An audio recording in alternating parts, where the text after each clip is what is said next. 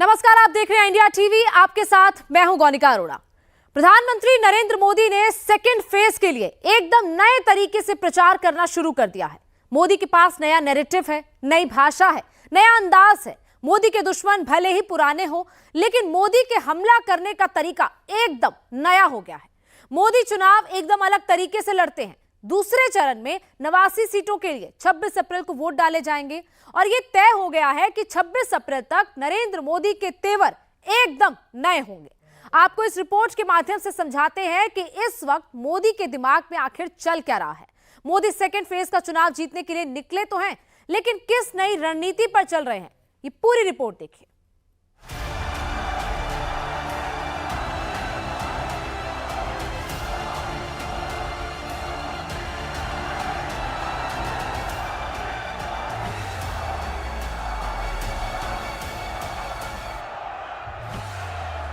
नरेंद्र मोदी ने 26 अप्रैल की वोटिंग के लिए 26 घंटे में नई रणनीति बना ली। सबसे पहले यह देखिए कि प्रधानमंत्री नरेंद्र मोदी कहां कहां दिखे। पहले प्रधानमंत्री नरेंद्र मोदी का 1.25 घंटे का एक इंटरव्यू आया। इसके बाद प्रधानमंत्री जैन समाज के एक धार्मिक कार्यक्रम भगवान महावीर के निर्वाण महोत्सव में दिखे और फिर नरेंद्र मोदी ने राजस्थान के जालौर में एक पब्लिक रैली की। मोदी के 3 अलग अलग कार्यक्रम, लेकिन तीनों से नैरेटिव एक ही निकला और वो नैरेटिव है मजबूत सरकार का। विश्व ने, हिंदुस्तान ने 30 साल तक अस्थिर सरकारों को देखा है।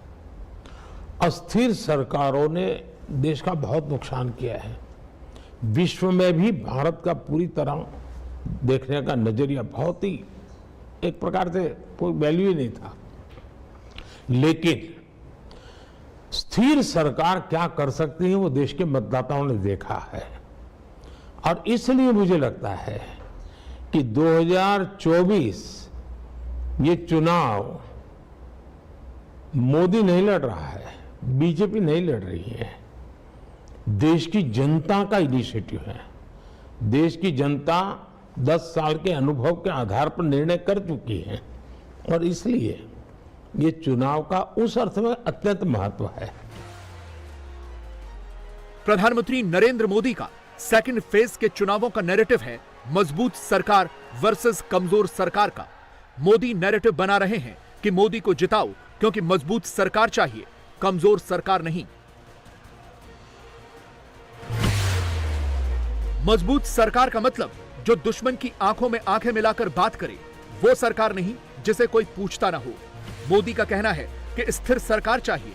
स्थिर मतलब कम से कम 272 सीटें चाहिए, तीसरी बार पूर्ण बहुमत चाहिए।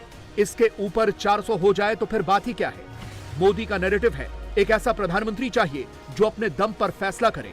ऐसा प्रधानमंत्री बिल्कुल नहीं चाहिए जिसे कोई भी धमकाकर चला जाए। ऐसा प्रधानमंत्री चाहिए जो अपने दम पर खड़ा हो सके, ऐसा नहीं जो 28 पार्टियों के दम पर खड़ा हो। पहले चरण के मतदान में आधे राजस्थान ने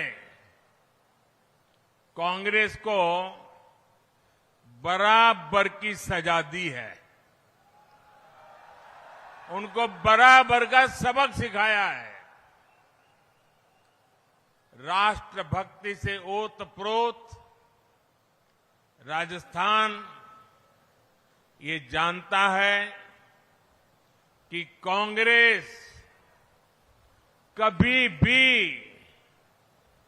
मजबूत भारत बना ही नहीं सकती। देश को ऐसी कांग्रेस सरकार नहीं चाहिए। देश को 2014 के पहले जो हालात थे, वो हालात वापिस नहीं चाहिए। हर कोई कांग्रेस की कमजोर सरकार को, आते जाने वाले लोग भी धमकाते थे और हर कोई देश को लूटने में जुटा था। प्रधानमंत्री को तो कोई पूछता ही नहीं था।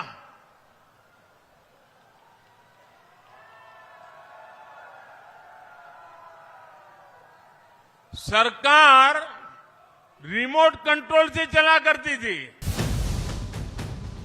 2024 के चुनाव से पहले ही प्रधानमंत्री मोदी ने अब की बार 400 पार का नैरेटिव बनाया है और विपक्ष की यह शिकायत है कि मोदी 272 से संतुष्ट क्यों नहीं है, मोदी को 400 सीटें क्यों चाहिए। विपक्ष कहता है कि मोदी को 400 सीटें इसलिए चाहिए क्योंकि वो संविधान को खत्म कर देना चाहते हैं। विपक्ष आरोप लगाता है कि मोदी जीत गए तो देश में फिर से चुनाव नहीं होंगे। विपक्ष कहता है कि मोदी की सरकार एक बार बन गई, 2 बार बन गई तो तीसरी बार क्यों बने, मोदी को 400 सीटें ही क्यों चाहिए। सारे सवालों का जवाब मोदी ने दिया और बहुत ही इमोशनल अंदाज में दिया। सारी बातें अपने ऊपर, अपने अनुभवों को लेकर कही। जिस दिन मोदी सेटिस्फाई हो जाए ना, तब लिख लेना कि आपको उसको श्रद्धांजलि देनी है, वो जिंदा नहीं है। मैं जीवन के आखिरी तक असंतोष को पालता रहता हूं। मेरे भीतर में कभी संतोष आने नहीं देता हूं। क्यों? मैं वो असंतोष पालता हूं ताकि मुझे नया करने की प्रेरणा मिले। तो मुझे कभी संतोष की बात कहना ही मत, क्योंकि मुझे बहुत कुछ करना है। एक काम करना। दूसरे चरण की वोटिंग से ठीक पहले प्रधानमंत्री पूरे चुनाव को पर्सनल लेवल पर लेकर चले गए हैं, लेकिन आखिर क्यों? अचानक से सेकंड फेज में मोदी को पर्सनल बातें क्यों करनी पड़ी है? अचानक से प्रधानमंत्री मोदी चुनाव को पर्सनल लेवल पर क्यों लेकर चले गए?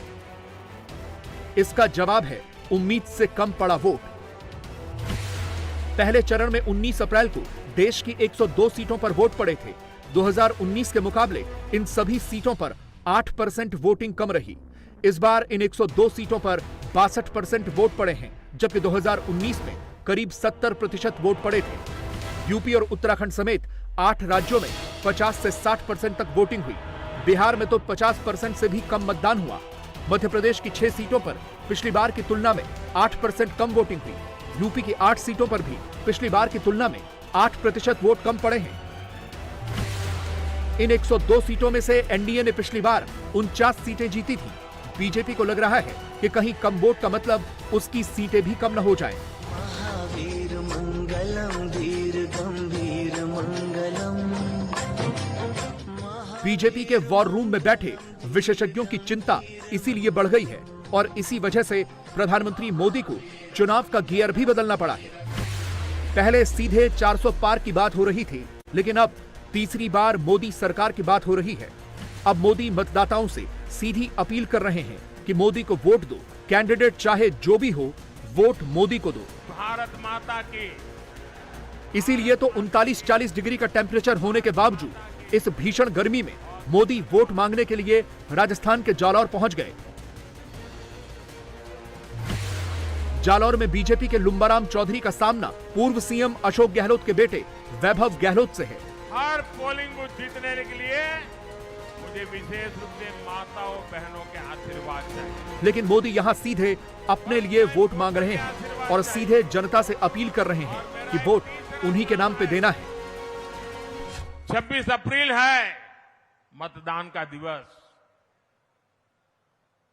26 अप्रैल को लुम्बाराम जी को कमल के निशान वाले बटन को दबाकर संसद में मेरे साथ बैठने के लिए भेजना है। और आप देखिए, मेरा नाता ऐसा है कि आप लुम्बाराम जी को एक वोट देंगे, जैसा ही कमल पर बटन पर आपकी उंगली दबेगी, सीधा सीधा वो मोदी के खाते में जमा हो जाएगा। यानी लुम्बाराम जी को वोट मतलब मोदी को मजबूत बनाने की गारंटी। और ये गारंटी देश के मतदाताओं की है, आपकी गारंटी है। आपके एक एक वोट से मोदी की ताकत बढ़ेगी। आपके एक एक वोट से मोदी को काम तेज करने की ताकत मिलेगी। आपके एक एक वोट से मोदी को देश को विकसित बनाना और राजस्थान को विकसित बनाने का काम करने में और अधिक आसानी होगी। और इसलिए मैं आज आपके पास सिर्फ लुम्बा राम जी के लिए वोट मांग रहा हूं, ऐसा नहीं है। आज मैं मेरे लिए भी आपसे वोट मांगने आया।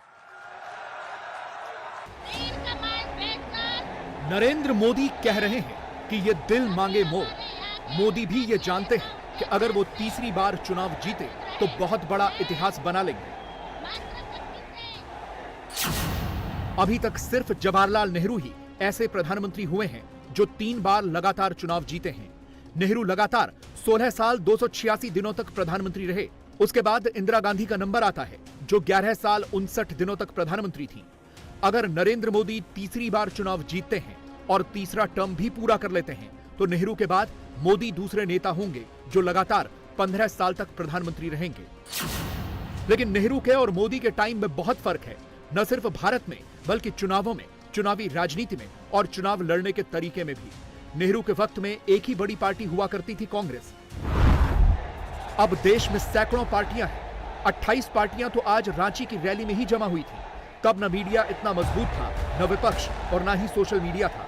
आज सोशल मीडिया का दौर है। एक छोटी सी गलती कब बड़ी हो जाती है पता नहीं चलता। इसीलिए मोदी प्लान वाइज चल रहे हैं। मोदी खुद बता रहे हैं कि उनका पहला कार्यकाल जनता के लिए उम्मीद था, दूसरा कार्यकाल विश्वास का था और तीसरा टर्म गारंटी का है। सरकार चलाना मतलब मैं शासन नहीं करता हूं, मैं सेवा करता हूं। सरकार चलाने का मतलब मैं पद पर बैठ करके मौज करने के पक्ष में नहीं हूं। मैं एक सामान्य नागरिक से भी ज्यादा मेहनत करने का प्रयास करता हूं लोगों के लिए। लोगों ने बड़े निकट से हमारी सरकार के कामों को देखा। 2014 में उम्मीद का वातावरण था, 2019 में ये एक प्रकार से विश्वास में पलट गया। जन सामान्य का इतना विश्वास, उसने मेरे भीतर एक नया आत्मविश्वास भर दिया। मुझे लगा कि हम सही दिशा में हैं। हम सबके लिए जो काम करने का, सबका साथ सबका विकास सबका प्रयास का मंत्र लेके चले हैं, उसको जमीन पर हम उतार पाए हैं। और उसका परिणाम ये आया कि 2019 का कालखंड एक विश्वास का कालखंड रहा।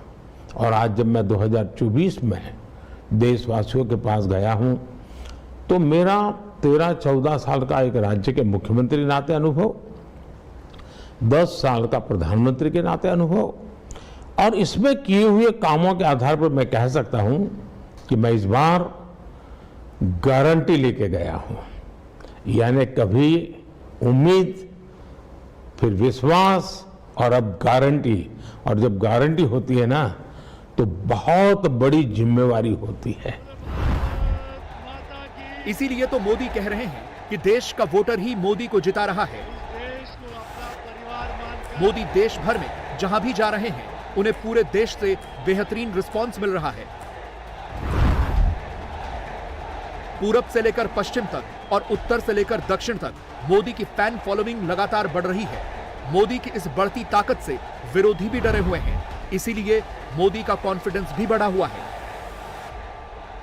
इस बार के चुनाव का एक सद्भाग्य है कि 2014 में मतदाताओं को कंपैरिजन के लिए अवसर बहुत कम था।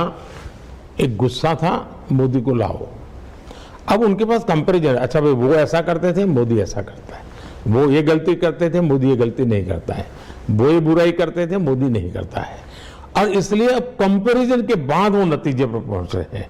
और इसलिए मैं उनकी आंखों में प्रेम तो देखता ही हूं, आकर्षण भी देखता हूं, लेकिन साथ साथ उनकी आंखों में जिम्मेवारी में देखता हूं। वो जिम्मेवारी कहते हैं कि ये चुनाव हम जिताएंगे, मोदी जी आप शांत रहिए, आप चिंता मत कीजिए।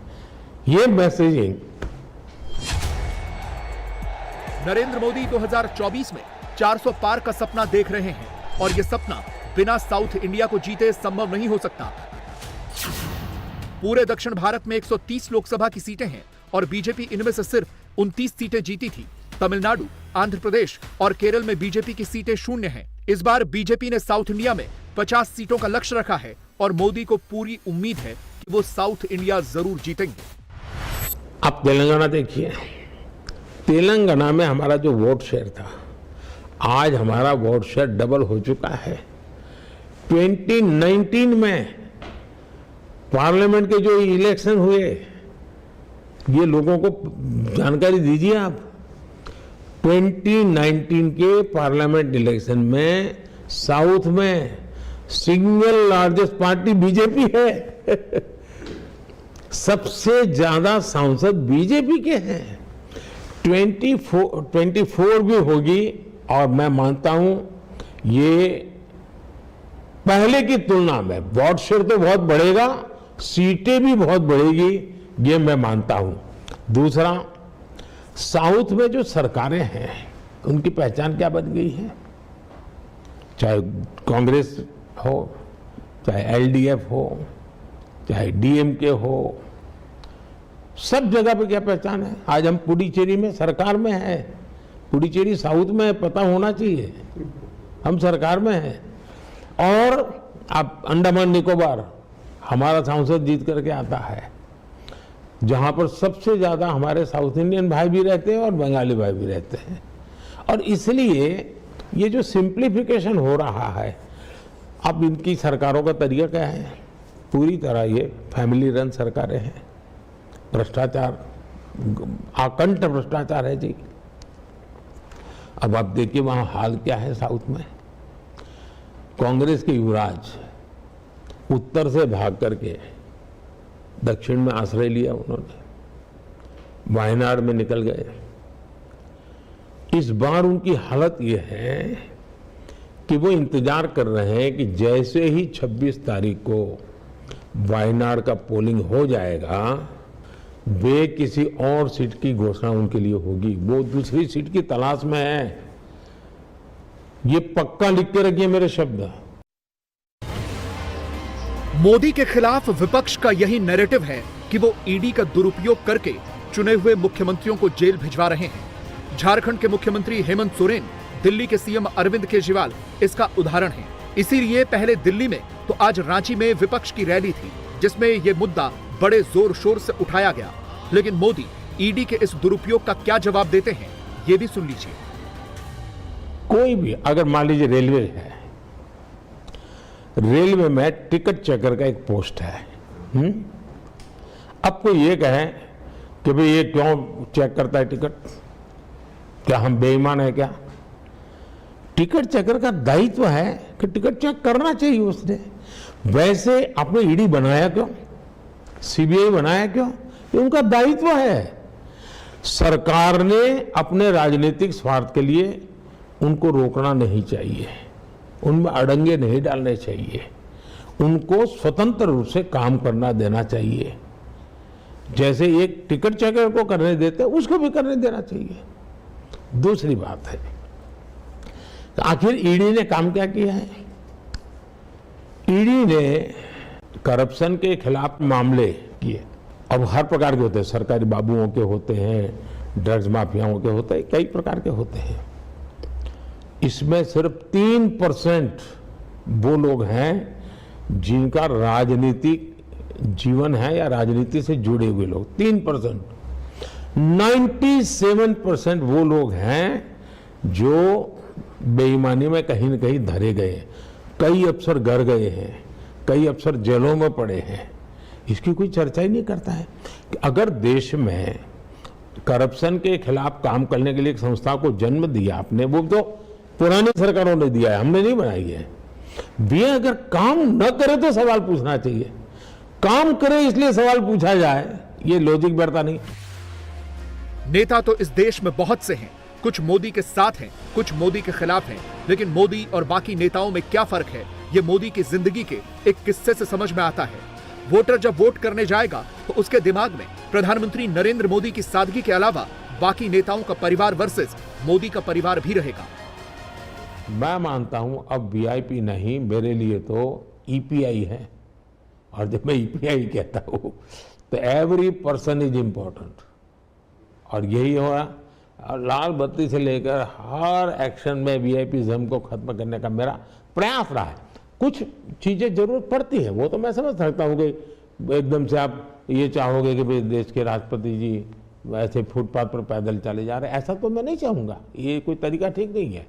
लेकिन हमारा कुछ, अब देखिए वैक्सीनेशन हुआ,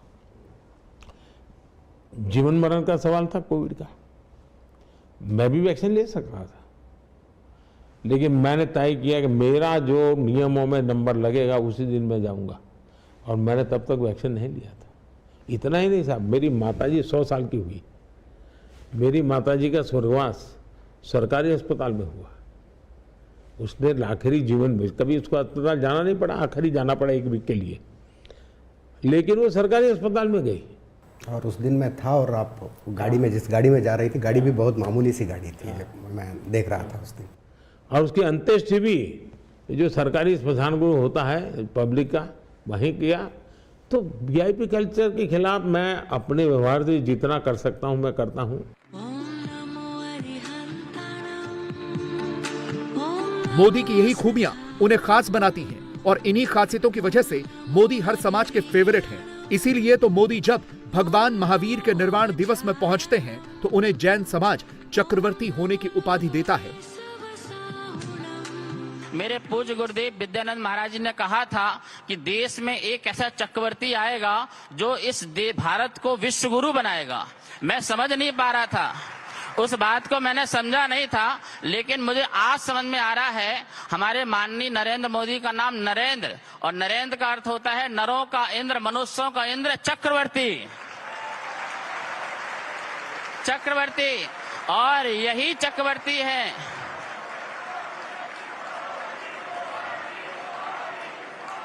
और मैं पूरे विश्व से, देश से कहना चाहता हूं, हमारे माननीय प्रधानमंत्री के नाम के आगे चक्रवर्ती नरेंद्र मोदी लगाया जाए। जैसे सरदार वल्लभ पटेल के आगे लौह पुरुष की उपमा दी गई थी, आज सारा जैन समाज नरेंद्र मोदी को चक्रवर्ती बोलेगा। जैन समाज हर बार मोदी का परिवार।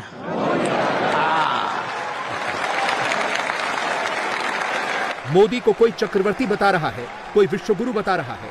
मोदी को विजयी भव का ये आशीर्वाद समाज के हर तबके से मिल रहा है। मोदी के चाहने वाले उन्हें राजर्षि मानते हैं।